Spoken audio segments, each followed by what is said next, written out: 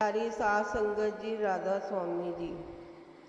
संगत जी, पंजाब को अब आपदाग्रस्त राज्य घोषित कर दिया गया है क्योंकि पंजाब में बारिश और पानी ने बहुत ज़्यादा तबाही मचाई हुई है जी। लगातार बारिश के चलते हुए बहुत सारे गांव डूब चुके हैं। यहाँ तक कि पंजाब के बड़े बड़े शहर जैसे कि लुधियाना, अमृतसर के बाज़ारों में दुकानें बंद पड़ी हैं क्योंकि सड़कों पर कई कई फीट पानी इकट्ठा हो चुका है। पंजाब सरकार ने वहाँ के स्कूल भी अगले आदेश तक बंद करवा दिए गए हैं। मालिक से बस यही अरदास है कि पंजाब के हालात जल्दी से सामान्य हो जाए। संगत जी, सचमुच ही बड़ा अद्भुत रहा। सुबह सुबह एक ऐसी घटना घटी कि संगत देखकर हैरान रह गई। पानी इतना भर आया कि बाबा जी के जूते और जुराबे भीग गए। बाबा जी ने बड़ी सादगी से अपने जूते हाथों में उठा लिए और आगे बढ़ गए। और दूसरी तरफ एक अफवाह भी बड़ी तेज़ी से चल रही है कि सितंबर के भंडारे रद्द किए गए हैं क्योंकि पंजाब के हालात बहुत बिगड़ चुके हैं। ज़्यादातर हिस्सों में बाढ़ आ चुकी है। वहीं कुछ लोग यह भी कह रहे हैं कि ब्यास डेरा भी पानी से भर गया है।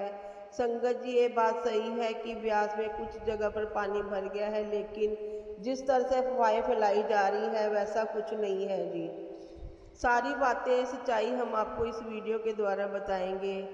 अगर आप सितंबर भंडारों में डेरे जा रहे हैं तो ये वीडियो आपके लिए बहुत ही काम आ सकती है, इसलिए वीडियो को अंत तक जरूर सुनिए। आइए हम पहले बात करते हैं बाबा जी के जूते में पानी में डूब गए तब क्या हुआ। बाबा जी कल दोपहर करीब 3 बजे ब्यास डेरे पहुंचे। सबसे पहले बाबा जी ब्यास नदी पर गए, वहां पूरा जायजा लिया और उसके बाबा जी फूलों वाले घाट पर भी गए। ब्यास पहुंचने से पहले बाबा जी बोर, दिल्ली, कसौली और चंडीगढ़ भी गए थे। सोमवार को बाबा जी बेंगलोर गए थे, जहां उन्होंने नए सेंटर का निरीक्षण किया था। पुराने सेंटर में संगत जी को दर्शन भी दिए थे। उसके बाद लंच के पश्चात सीधे दिल्ली लौट आए। दिल्ली पहुंचने के अगले दिन यानी कि सुबह 8 बजे बाबा जी संगत को दर्शन दिए। उसके तुरंत बाद उनकी मुलाकात दिल्ली की मुख्यमंत्री रेखा गुप्ता से हुई। बाबा जी दिल्ली में रक्षा मंत्री राजनाथ सिंह जी से के निवास स्थान पर भी गए। वहां उन्होंने करीब आधा घंटा बिताया। उसके बाद बाबा जी चंडीगढ़ पहुंचे और रात के समय बाबा जी के बड़े भाई भी वहां आ गए। दोनों ने साथ मिलकर डिनर किया। इस दौरान बाबा जी ने अपने भाई साहब के साथ देर तक आत्मीय बातचीत होती रही। सुबह अचानक ये सूचना मिली कि बाबा जी कसौली चले गए। वहां जाकर बाबा जी थोड़ी देर टहलना चाहा और फिर सोचा कि अगर मौसम ने साथ दिया तो कुछ समय कसौली में ही रुकेंगे, मगर बारिश इतनी तेज हो गई कि बाबा जी को अपनी कोठी में वापस लौटना पड़ा। उसी दौरान वहाँ पानी इतना भर चुका कि बाबा जी को अपने जूते उतारकर हाथ में पकड़ने पड़े। संगत जी, आप सब जानते हैं कि बाबा जी कभी किसी को अपने पैरों को हाथ नहीं लगाने देते, तो फिर भला अपने जूते किसी सेवादार को पकड़ने को कैसे दे सकते हैं। इसलिए बाबा जी ने खुद ही जूते पकड़े और कोठी के अंदर चले गए। दिल्ली से जब सुबह सुबह बाबा जी चंडीगढ़ पहुंचे तब वहां भी जोरदार बारिश हो रही थी। सुखना लेक और आसपास के इलाकों में पानी भर गया था। यहाँ तक कि फ्लड गेट भी खोलने पड़े थे। जिसके बाद बाबा जी कसौली पहुंचे तो वहाँ भी हालात बिगड़े हुए थे। इसके बाद संदेश आया कि बाबा जी कार से वापस चंडीगढ़ लौटेंगे, लेकिन मौसम इतना खराब था कि सड़क मार्ग से आना संभव ही नहीं हो रहा था। तेज बारिश के चलते हेलीकॉप्टर उड़ान की भी अनुमति नहीं मिल सकी, इसलिए बाबा जी तुरंत परसों कसौली में ही रुक गए और कल दोपहर को बाबा जी हेलीकॉप्टर के जरिए सीधे ब्यास पहुंचे। 2 हफ्तों बाद बाबा जी का डेरे लौटना संगत के लिए बड़ा ही खुशी का पल था। इस समय हजूर जी मुंबई में है। सब संगत के लिए एक महत्वपूर्ण स्पष्टीकरण है जी। कुछ लोग ये कह रहे हैं कि सितंबर के भंडारे रद्द कर दिए गए हैं। हम आपको यहाँ साफ साफ बता दें कि ये केवल अफवाह है।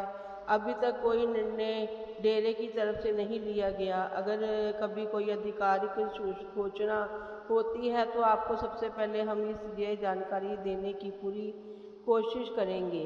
इसलिए संगत जी सिर्फ अफवाहों पर ध्यान ना देकर इसके अलावा बच्चों के लिए भी खास सूचना है कि ध्यानपूर्वक सुनिए। रविवार 7 तारीख को बच्चों को डेरे में बुलाया गया, जो बाबा जी के आगामी 3 भंडारों में शब्द गाने वाले हैं। बाबा जी और हजूर जी के सामने शब्द गाने का अवसर केवल उन्हीं बच्चों को मिलेगा जो उसी दिन होने वाले ऑडिशन में चयनित होंगे। सभी बच्चों को आधार कार्ड साथ लाना जरूरी है। ऑडिशन के बाद ये तय कर दिया जाएगा कि किस बच्चे को किस भंडारे और किस सत्संग में ड्यूटी दी जाएगी। संगत जी, अब आपको डेरा ब्यास के मौजूदा मौसम की जानकारी देते हैं। इस समय वहाँ लगातार बारिश ही हो रही है। इसकी वजह से रात के समय ठंड का भी अनुभव हो रहा है। ऐसे में अगर आप डेरा आने का विचार कर रहे हैं तो कृपया अपना गर्म कपड़े जरूर लेकर आएँ।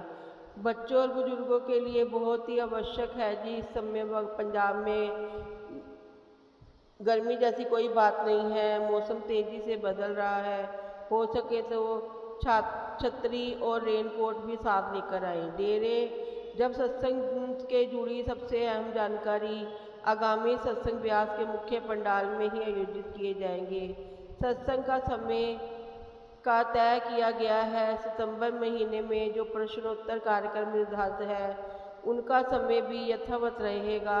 हाँ, अगर भविष्य में किसी प्रकार का बदलाव होता है, कोई सत्संग रद्द होता है तो आपको उसकी सूचना दे दी जाएगी। बाबा जी अब ब्यास पहुँच चुके हैं। जैसा कि आपको पता है कि कल बाबा जी दरिया और फूलों का घाट का निरीक्षण करने गए थे। डेरा परिसर का निरीक्षण भी करेंगे, बल्कि विभिन्न सेवा स्थलों का जायजा भी लेंगे और सेवा कार्य में अपनी उपस्थिति से संगत को प्रेरणा देंगे। संगत को भी लंगर और अन्य सेवाओं में शामिल होने का अवसर मिला। डेरे में चल रहे सेवा कार्यों की विस्तृत जानकारी आपको हमारी अगली रिपोर्ट में साझा की जाएगी। अब मौसम से जुड़ी वास्तविक स्थिति गौर कर लीजिए कि कुछ लोग ये मान रहे हैं कि डेरा ब्यास में बाढ़ आ चुकी है या बाढ़ का पानी आ चुका है, लेकिन संगत जी ऐसा बिल्कुल भी नहीं है। दरअसल लगातार बारिश के कारण डेरे के कुछ हिस्सों में सामान्य से अधिक पानी जरूर जमा है। आमतौर पर यह पानी बहकर सीधे दरिया में चला जाता है, लेकिन इस समय दरिया पहले से ही उफान पर है और सीवरेज सिस्टम भी भर चुका है, जिसकी वजह से पानी का निकास ठीक से नहीं हो पा रहा। और यही कारण है कि कुछ स्थानों में पानी अधिक दिखाई दे रहा है और इसमें घबराने वाली कोई बात नहीं है। संगत जी, इस डेरे के भीतर गाड़ियाँ और बसें पार्क की जाती हैं, वहाँ पर भी पानी भर गया है। सामान्यतः यह पानी दरिया की ओर बह जाता है, लेकिन इस बार वो रुक गया है और आगे नहीं निकल पा रहा। पानी का स्तर इतना बढ़ चुका है कि आसपास के गांवों के घरों में भी पानी घुस गया है। ऐसी हालात में हम संगत जी से यही निवेदन करते हैं कि सभी लोग दया, धैर्य और संवेदनशीलता का भाव बनाए रखें, क्योंकि यही सबकी सुरक्षा और भलाई के लिए ज़रूरी है। और जितना हो सके एक दूसरे की मदद ज़रूर करें। जैसा कि आपको शुरुआत में बताया गया था कि पंजाब सरकार ने मौजूदा हालत को देखते हुए पूरे राज्य में आपदा घोषित कर दी है। जालंधर समेत कई इलाकों में छोटी छोटी नहरें और नाले पहले ही उफान पर हैं और हाँ, बाढ़ का खतरा मंडरा रहा है। ऐसे में यदि आप ब्यास आने की योजना बना रहे हैं, चाहे दिल्ली से आ रहे हैं या किसी और शहर से, कृपा करके पहले पूरी तरह हालात की पुष्टि कर लें, क्योंकि इस समय सावधानी बरतनी बहुत ही ज़रूरी है। हालांकि अब तक किसी भी सत्संग को रद्द नहीं किया गया है। हमारी संगत से विनती है कि किसी भी तरह के अफवाहों पर विश्वास ना करें। संगत जी आगे बढ़ते हैं और आगामी भंडारों में डेरा आने वाली संगत के लिए एक विशेष संदेश साझा करते हैं। सितंबर में लाखों श्रद्धालु डेरा ब्यास पहुंचने वाले हैं। अक्सर देखा गया है कि कुछ लोग लंगर नहीं खाते बल्कि स्नैक्स बार या भोजन भंडार खाना पसंद करते हैं। वैसे ही बाबा जी के घर मिलने वाली हर चीज़ ही प्रसाद है, लेकिन लंगर का जो महत्व है वो आप आगे छोटी सी साखी में सुन सकते हैं। इस साखी को सुनने के बाद जब भी आपको डेरा आने का अवसर मिलेगा तो आप निश्चित ही लंगर का अनुभव करना चाहेंगे। इसलिए ज़रूरी है कि आगे सुनाई जाने वाली साखी पूरे ध्यान और मन लगाकर जरूर सुनिएगा, क्योंकि इसमें गहरी सीख छुपी है। ये प्रसंग भारत से लगभग 7000 किलोमीटर दूर लंदन का है, जहाँ एक 16 वर्षीय अंग्रेज बालक, जिसका परिवार का भारत से कोई भी प्रत्यक्ष संबंध नहीं था, उसके जीवन में ऐसी घटनाएं घटी जिन्होंने उसके माता पिता तक को भी चौंका दिया। ये बच्चा लंदन में पैदा हुआ और धीरे धीरे बड़ा होने लगा। तब उसके व्यवहार में कुछ अनोखी विशेषताएं दिखाई देने लगी। घर में सामान्य रूप से मांस और मछली बनती थी, लेकिन अजीब बात यह था कि ये जब भी उसे मांस, अंडा या नॉनवेज से बनी कोई चीज़ खिलाई जाती तो वह तुरंत उल्टी कर देता। घबराए माता पिता उसे डॉक्टर के पास ले गए। इस तरह के टेस्ट करवाए। डॉक्टर ने रिपोर्ट देखकर साफ कह दिया कि बच्चा पूरी तरह से स्वस्थ है। उन्होंने माता पिता को समझाया कि यदि बच्चा नॉनवेज नहीं पसंद करता तो उसे ज़बरदस्ती खिलाने की आवश्यकता नहीं है। आप उसे नॉनवेज ज़बरदस्ती मत दो। जैसे जैसे उम्र बढ़ती गई, माता पिता ने एक और अद्भुत बात देखी कि वह बच्चा अपने आप ध्यान लगाने की कोशिश करता। उस समय उसकी उम्र महज 6 या 7 साल थी। इसकी इतनी कम उम्र में यह प्रवृत्ति देखकर घर वाले अचंभित रह गए। उन्होंने ये समझ नहीं आया कि आखिर इतनी छोटी उम्र में इसे ध्यान कौन सिखा रहा है। मामला यहीं ख़त्म नहीं हुआ। जब भी बच्चा मोबाइल फ़ोन देखता तो उसमें अपने देश की बजाय इंडिया के बारे में खोज करता। अब यह सब देखकर माता पिता और भी हैरान हो गए, क्योंकि इस परिवार का इंडिया से दूर दूर तक कोई रिश्ता नहीं था। धीरे धीरे स्पष्ट होने लगा कि इस बच्चे की गतिविधियां बाकी बच्चों से बिल्कुल अलग है, और यही कारण है कि इसके माता पिता चिंतित रहने लगे। इसके बाद माता पिता अपने बेटे को एक अनुभवी काउंसलर के पास ले जाने का निश्चय किया। वहाँ काउंसलर ने बच्चे से सीधे बातें शुरू की और इसी की सोच को समझने की कोशिश की। उसने बड़े ही सहज अंदाज में पूछा कि तुम बार बार इंडिया के बारे में क्यों खोज करते हो, और ध्यान लगाना तुम्हें किसने सिखाया है। उस समय बच्चा मात्र 7 साल का था। वो कुछ कहना चाहता था, लेकिन बात स्पष्ट रूप से समझ नहीं पा रहा था। लंबे समय तक बातचीत और प्रयास के बाद काउंसलर ने माता पिता को समझाया, अभी बच्चा बहुत छोटा है, वो अपने अनुभवों भावनाओं को पूरी तरह शब्द में नहीं ढाल पा रहा। कोशिश तो कर रहा है, लेकिन उसकी बातों को समझ पाना अभी संभव नहीं है। ये सुनकर माता पिता ने सोचा कि फिलहाल बच्चे को थोड़ा और समय दे देना चाहिए। जैसे जैसे उसकी उम्र और समझ बढ़ेगी, तब वह अच्छे से मानसिकता और झुकाव की ओर बेहतर समझ पाएंगे। कुछ दिन गुजरे तो स्कूल से भी शिकायत आ गई। अध्यापकों ने बताया कि आपका बच्चा ना तो खेलों में भाग लेता है, ना ही अन्य बच्चों से अधिक बातचीत करता है। जहाँ बाकी बच्चे पूरे दिन शरारतों और खेल कूद में लगे रहते हैं, वहीं ये बच्चा हमेशा अलग अलग रहता है। अब यह सुनकर माता पिता की चिंता और गहरी हो गई। समय धीरे धीरे आगे बढ़ा और बच्चा बड़ा हुआ। जब उसकी उम्र 16 वर्ष की हुई, तब एक दिन उसने टीवी पर एक न्यूज़ चैनल लगाया। उसमें बाबा जी का सत्संग दिखाया जा रहा था। अब वैसे ही बच्चे ने स्क्रीन पर बाबा जी की तस्वीर आई। अचानक वो बच्चा जोर से चिल्ला पड़ा। ये देखकर माता पिता हैरान हो गए। वे सोच में पड़ गए कि उनका इतना शांत और अंतर्मुखी बेटा अचानक इस तरह की प्रतिक्रिया क्यों कर रहा है, ऐसी हरकतें क्यों कर रहा है। उन्होंने तुरंत निर्णय लिया कि अब उसे दोबारा काउंसलर के पास ले जाना चाहिए। शायद इस बार इसकी भावनाओं के पीछे की सच्चाई सामने आ सके। डॉक्टर के पास पहुंचकर उन्होंने पूरी घटना विस्तार से बताई कि उनका बेटा टीवी पर एक सरदार जी की तस्वीर को देखते ही अचानक से जोर जोर से चिल्लाने लगा, रिएक्ट करने लगा। डॉक्टर खुद भी हैरान था ये सुनकर, क्योंकि उन्हें मालूम था कि इस परिवार का धर्म या अध्यात्म से कोई गहरा रिश्ता नहीं है। फिर भी उन्होंने धैर्य से बच्चे से पूछताछ शुरू की। उन्होंने मुस्कुराकर बच्चे से कहा, टीवी पर कौन थे? बच्चा तुरंत बोल पड़ा, बाबा जी। डॉक्टर ने फिर से बच्चे से पूछा, ये बाबा जी कौन है? बच्चा बेहद सादगी से बोला, वो तो इंडिया में रहते हैं, हमारे घर के पास। अब डॉक्टर चौंके और बोले, लेकिन तुम्हारा घर तो लंदन में है ना? बच्चे ने हंसते हुए जवाब दिया, मेरा घर इंडिया में है, मुझे नहीं पता मैं यहाँ लंदन में कैसे आ गया। अब डॉक्टर को ये और भी अजीब लगा। उन्होंने बच्चे से पूछा, अगर तुम इंडिया से चले थे तो क्या तुम हमें अपना घर दिखा सकते हो? बच्चे की आंख में चमक आ गई। वो उत्साह से बोला, हाँ बिल्कुल दिखा सकता हूँ। बच्चे का ये आत्मविश्वास देखकर उसके माता पिता और डॉक्टर तीनों ही दंग रह गए। कुछ और सवाल जवाब के बाद डॉक्टर धीरे धीरे समझने लगे कि ये मामला शायद पिछले जन्म से जुड़ा हो सकता है।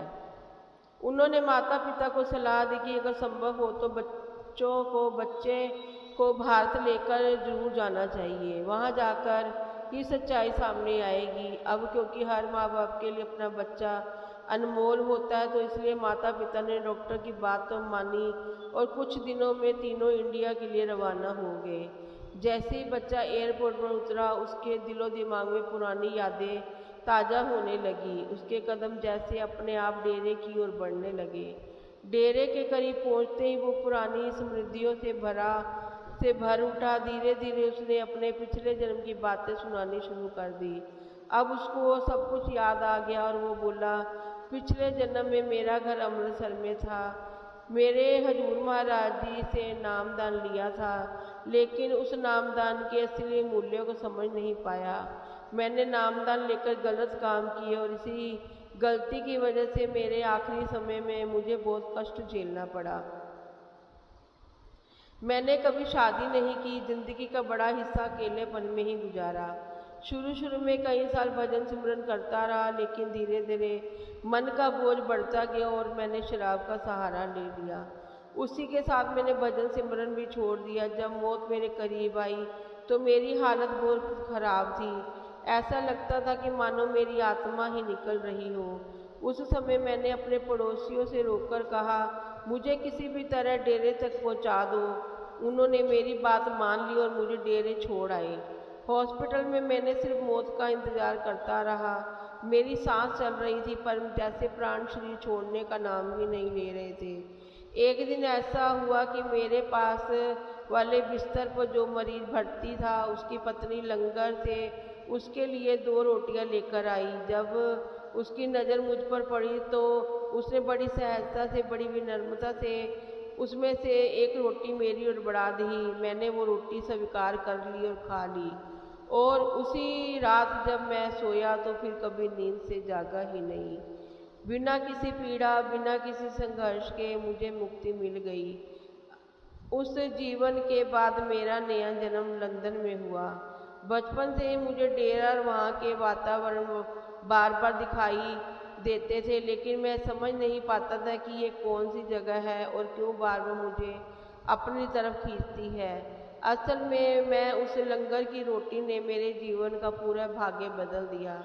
नामदान लेने के बाद भी जो गलतियाँ और कमजोरियाँ मुझसे हुई, उनके अनुसार मुझे अगले जन्म में निचली चुन्नी में यूनी में जाना था। लेकिन इस करुणा से मिली एक लंगर की रोटी ने मुझे उन बंधनों से भी मुक्त कर दिया। फिर भी ये सब केवल बाबा जी की असीम दया थी और उन्होंने मुझे दोबारा इंसानी जामा बख्शा, इंसान का जन्म दिया, इंसानी जीवन दिया और अपने चरणों में वापस लौटा लिया।